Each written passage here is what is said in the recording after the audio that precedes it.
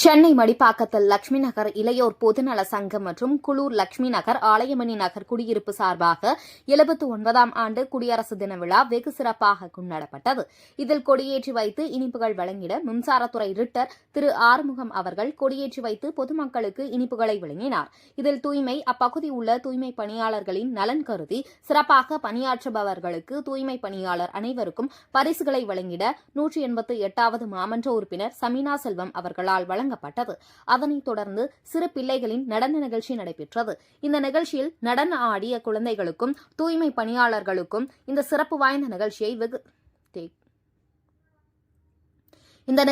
நடன ஆடிய குழந்தைகளுக்கும் தூய்மை பணியாளர்களுக்கும் பரிசுகளை வழங்கினர். இந்த சிறப்பு வாய்ந்த நிகழ்ச்சியை வெகு சிறப்பாக ஏற்பாடு செய்து நடத்தினர்.